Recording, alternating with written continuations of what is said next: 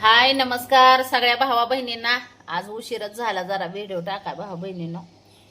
हो का अजून लय काम आहे। हो का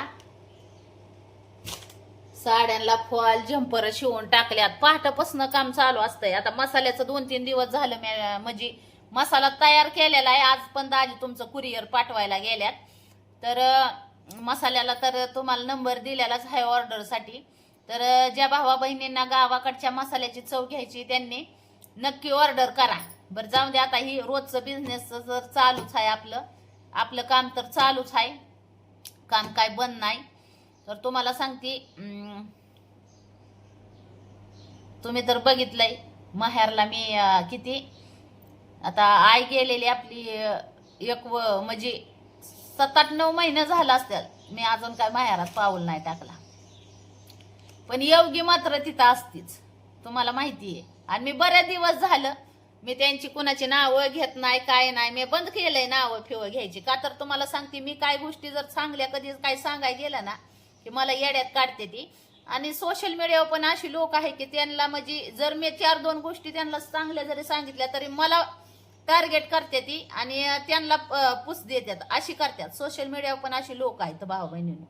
म्हणून मी आहे ना, मस्त माझीच भावंड आहेत, पण मी त्यांना सांगाय शिकवायचं बंद केलंय। का तर माझं ऐकत नाही कोणी, आणि मी त्यांचं नाव बी घेत नाही। आणि तुम्ही तर बघितलंय व्हिडिओ मध्ये, आणि सांगत पण नाही। पण आता बऱ्याच दिवस झालं, जशी आता योगी इथून गेलेली किती दिवस झालं, म्हणजे बरेच दिवस झालं मी त्यांना बोलवत पण नाही कोणाला इकडं। कारण की मला असं वाटतं की लांबूनच डोंगर साजरा, म्हणजे लांबूनच डोंगर बराय। आपल्यापाशी कुणाला बोलवाय नको ना आपल्याला कुणाकडे जायला नको। का तर का माहितीये का, जर आपण त्यांना आपला त्यांचा संपर्क झाला ना की वादविवाद जास्त वाढतात। म्हणून मी तुटाक राहायला चालू केलंय भाऊ बहिणीनं। मी कुणाला म्हणजे बोलवत पण नाही, आणि मी तर जातच नाही। तुम्हाला तर माहिती असेल, कवा मावा म्हणजे कधी तरी जाती, अशी सारखी जात नाही। तर आता योगीच्या बाबतीत, आता योगीने कशी बी मला समजू द्या, पण तिच्या बाबतीत झालं, माझ्या मोठ्या म्हणजे त्या दुसऱ्या भावाच्या बाबतीत, दोन्ही भावांच्या बाबतीत झालं। ह्यांच्याबद्दल माझं विचार कधी बी चांगलंच असतात, आणि देवाला माहितीये त्यांच्याबद्दल मी कधी पण चांगलाच विचार करते। आता मी तिघांच्या पण कामासाठी भरपूर हित प्रयत्न केलं, म्हणजे चांगलं त्यांना काम लावून द्यावं, त्यांचं चांगलं व्हावं, पण त्यांना करायचं नाही। त्याला मी काय करू शकत नाही भाऊ बहिणीनं, कारण की आजकाल फळ म्हणजे कष्टालाच मिळतं। जो माणूस कष्ट करेल ना त्याला कुठंच कमी काय पडणार नाही, ही गोष्ट खरी आहे। तर आता महाग पियाच्या कॉलेजवर मी काम बघितलं होतं, म्हणजे आपली पिया शाळेत जाते तिथं कॉलेजवर।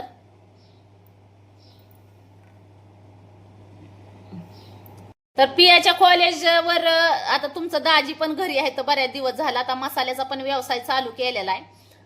तर मी काम बघायला लावलं होतं तुमच्या दाजीला। माझं कसं आहे माहितीये का, कुठं गेलं तरी मी कामाचं विचारते, जास्त करून माझी कामावर लय मिठी असती। आता तुम्ही तर बघितलंय मी शिलाई मशीनचं काम करते, मी काम भरपूर करते घरी बसून भाऊ बहिणींनो। माझं असं नाही की काम करत नाही, माझी कामं भरपूर चालू असतात। मला तसं कामाची गरज नाही तसं म्हणाय गेलं तर ऑलरेडी मलाच भरून पुरून उरलेली कामं आहेत। पण आता तुमचं दाजी झालं, ती बी बाहेर कामाला जातात, आणि माझी भाऊंड बी झालं, त्यांना बी कामाची गरज आहे, म्हणजे त्यांना पण काम पाहिजे। तर तुम्हाला सांगते, मी दाजींसाठीच तुमच्या विचारायला लावलं होतं ह्याच्या म्हणजे पियूच्या तिथं शाळेवर, म्हणजे त्यांना म्हणलं विचारा तिथं काम कुठं भेटतंय का। तर तुमच्या दाजींनी विचारलं पण होतं, त्यांना काम पण लागत होतं। पण विषय म्हणजे असं झालं, तिथं वयाची अट होती, 35च्या आतमधल्याच माणसाला तिथं काम लागत होतं, पगार पण चांगला भेटत होता। आणि विषय म्हणजे शाळेच्या बाहेर म्हणजे मुलांना आत सोडणं, बाहेर येऊ नाही द्यायचं, मुलांवर लक्ष ठेवायचं, कॉलेजमधल्या मुलांवर, ही काम होतं। काम चांगलं होतं, आणि ती मी माझ्या बहिणीसाठी, आता बहिणीच्या बद्दल मी कधी पण चांगलाच विचार केलेला आहे, भावांबद्दल बी चांगलाच विचार केलेला आहे। तर आता वयाची अट असल्यामुळं तुमच्या दाजींना तर काही तिथं जाता येत नव्हतं। तर आता राहिली कोण, मी। तर माझं वय नाही एवढं, 33 आहे चालू माझं, म्हणजे आता ह्याच्यात मार्च महिन्यात 33 पूर्ण होईल, आणि 34 लागन मला 25 मार्चला। तर वय 35च्या आतलंच आहे माझं, त्याच्यामुळं पण मला ऑलरेडी काम आहे तर त्याच्यामुळं शिलाई मशिनीची ह्याची मी काम करते त्याच्यामुळं काय 1 मिनिट फोन येतोय भाऊ बहिणीनं. मला तर काय बाहेर कामाला जायची गरज नाही, भाऊ बहिणीनं फोन आलता म्हणून 2 मिनिटं कट झाला, कट केलता व्हिडिओ. तर आता राहिलं कोण उरलं कोण, आता माझी भावंडांना मला बी वाटतं की बाबा आता तुमच्या दाजीला तर काय तिथं काम लागत ना, म्हणजे ही नव्हतं लागत नव्हतं कारण की तिथं वयाची आठ होती.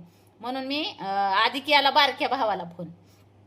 बारक्या भावाला विचारलं करशील का म्हणलं काम, चांगलंय म्हणलं, चांगला म्हणजे महिना पाहिजे स्टार्टला तर 15,000 रुपये महिना होता, नंतरून वाढणार होतं पैसे. तर म्हणलं चांगलंय काम आणि एकदा रांकीला लागलं म्हणजे चांगलं काम भेटत. तर त्यो बी नाही तयार झाला. बहिणीला विचारलं, मोठ्या भावाला विचारलं, ती कुणीच नाही तयार झाली. आता बहिणीला म्हणलं रूम फिम म्हणलं घेऊन देते म्हणलं इथं कुठं तालुक्यात रूम फिम माझ्यापाशी नको राहू म्हणलं, माझ्या बी डोक्याला ताप पण तुझ्या बी डोक्याला ताप. ती घरा एकत्र राहून वाद घालण्यापेक्षा आपलं तुटाक राहून आपलं 4 पैसे कमवून स्वतःच्या कष्टाने खाल्लेलं ती लय चांगलं असतंय. तर म्हणलं रूम फिम बघून देते, तर ती बी नाही तयार झाली. मोठ्या भावाला विचारलं, तो बी नाही तयार झाला. मग मी विषय सोडून दिला. पण आता तुम्हाला सांगते, आता बहीण आहे कुठं माहेरात. आता तिचं काय ठिकाळ जमत नाही तिच्या सासरच्या तिथं, आणि ती सासरला नसती बी जास्त, तुम्ही तर बघितलंय. आता कंप्लीट 7-8 महिने होऊन गेलं भाऊ बहिणीनं तिथं आहे ती. आणि रोज म्हणजे तिथं सारखं वादविवाद चालू असतात, वादविवाद. आता सोशल मीडियावर नाही टाकत नाही तर येत व्हिडिओ त्यांचं वादाविवादाचं, पण वादविवाद मात्र चालू असते सारखं. काय नाही काय चालूच असतंय. राहिला विषय तर माझा, तर मस्त माझ्यापाशी येत्यात कहाण्या, पण मी काय त्यात इंटरेस्ट घेत नाही. माझं म्हणणं एवढंच, माझं जरी कोणाचं जरी फोन आलं तरी एवढंच सांगणं असतं की तुम्ही एकामेकापासून तुटाक राहा आणि एकामेकाच्या पद्धतीने कामं करून खा. आता राहिली गोष्ट तर बहिणीची. आता बहीण आहे कुठं, आईबापाच्याच तिथं आहे, माझी माहेरातच आहे. 7-8-9 महिने होऊन गेलं ती तिथंच आहे. 7-8 महिने होत आला असत्या. तिला मी प्रत्येक वेळेस सांगितलं, ती प्रत्येक वेळेस म्हणती की माहेरात माझा हक्क आहे, मी हितच राहणार बर का. तर म्हणलं मी बी तिथलीच आहे, हक्क म्हणलं माझा पण आहे. जर हीच करायला गेलं तर हक्क म्हणलं माझा पण आहे, पण मी हक्क दाखवत नाही. का? जिथं सुख शांती नाही तिथं हक्क दाखवायचाच नसतो.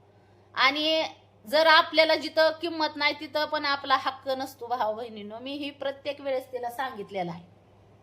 हक्क म्हणलं ज्या वेळेस आपण स्वतः कुठली गोष्ट ही करू ना, उभी करू ना, त्याच्यावर आपला हक्क दाखवायचा. म्हणलं कुठं बी हक्क दाखवायचा नाही. तिला मी प्रत्येक वेळेस समजून सांगते. आणि तिथं म्हणलं जिथं आपलं जमत नाही ना, जिथं आपल्याला किंमत देत नाही ना, तिथं आपण थांबायचं पण नसतं. ही मी तिला प्रत्येक वेळेस सांगते, पण ती माझं ऐकत नाही. तिला म्हणलं तुला राहायचंच आहे तिथं तर साईडला रूम घेऊन राहा, पण तिथं राहू नको म्हणलं आता मी तर कधी मध्येच जाते, जास्त करून तर जात नाही भाऊ बहिणींनो. आता ती तर तिथं असती. आपण जर सारखं न जाऊन जर आपल्याला एवढे ही नाही तर ती तर तिथं सारखी असते म्हणल्यावर तिला काय राहणार आहे. त्याच्यामुळं कसं आहे हो का, जिथं आपल्याला किंमत नाही तिथं आपण जायचं नसतं. तिला म्हणलं लापाटवाणी तुझं झालंय काम. मी तिच्या पर लग्नापर्यंत तिला तुम्ही कधी आता तिचं व्हिडिओ ती टाकती नाही टाकत, पण मी तिच्या लग्नापर्यंत तिचा विचार करते. जरी तिथं पहिल्या ठिकाणी जरी व्यवस्थित जुळत नसलं तरी दुसरं लग्न करण्याची सुद्धा तिला नवरदेव सकट बघितला होता. पण तुम्हाला सांगते तिचं मन नाही थिरीन रातभर कीर्तन करी. आपण जातोय तिचा चांगला विचार करा आणि तिचा सतत तिच्याच ह्याच्यात असते. त्याच्यामुळे मी विषय काही जास्त घेत नाही. तथाच तू तर आता तिथं घेतली वाटतं तिनं कुठं तरी रूम, तिथंच घेतली माहेरात कुठेतरी रूम घेतली वाटतं. का तर तिथं सगळं सारखं वादविवाद होत्यात. कुठं माहेरात जिथं राहते तिथं सारखं वादविवाद होत्यात. वादविवादाने कसं आहे माणसाच्या डोक्यावर परिणाम होतो.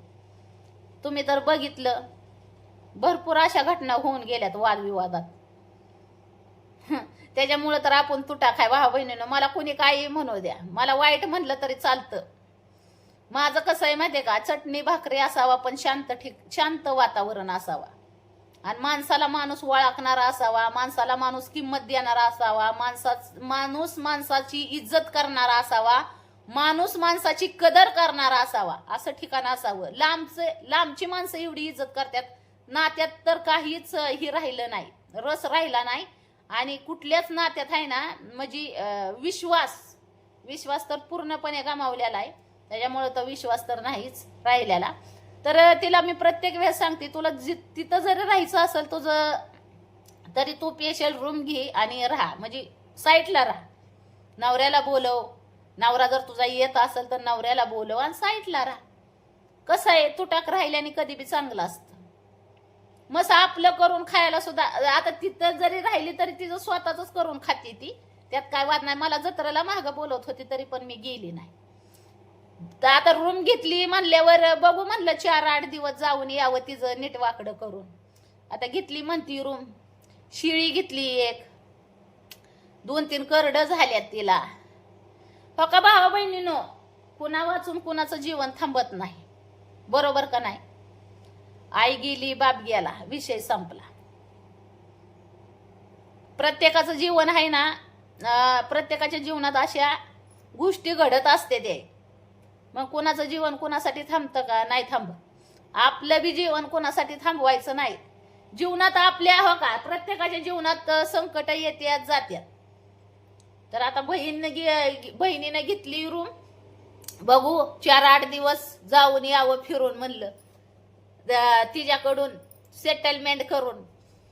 तर माझी तर इच्छा जास्त माहेरात जाण्याची राहिलीच नाही. मी बऱ्याच दिवसापासून भरपूर ठेसा घेतलेला आहे, तर त्याच्यामुळं माहेर ही नाव माझ्यापासून जरा अलग झालेलं आहे भाऊ बहिणीनं. पण कधी कधी वाटतं की माहेरला जावं, असं करावं, पण परत काय गोष्टी समोर आले की असं वाटतं नको. पण आता त्या योगीला तर मी लय समजून सांगते, तुम्ही बी समजून सांगता, त्यात काय वाद नाही. मी बघितलंय बऱ्याच बहिणी अशा चांगलं समजून सांगते त्या. पण आता तिने रूम घेतली वाटतं साईडला, बघू गेली तर कधीही दाखवीनच तुम्हाला व्हिडिओ मध्ये, तसं ती बी दाखवल. तर आता मी जी तिला बोलती तिच्याबद्दल विचार करते, ही कसा योग्य आहे का योग्य, आता तुम्हीच सांगा. मी तर सांगू तिला फोनवर तर बरेच मी लय बडबड करते, मी तिला लय बडबड करते. बाई म्हणती तुला आहे ना लाज नाही, लाज अक्कल सोडली म्हणलं तू. जिथं आपल्याला माणूस किंमत देत नाही ना तिथं जायचंच नाही म्हणलं. नाही जर तू म्हणलं बघ बरं, नाही जाऊच नको, बघू तुला काय होतंय, मला बी बघू दे. पण ती कसं आहे, ते ऐकत नाही व.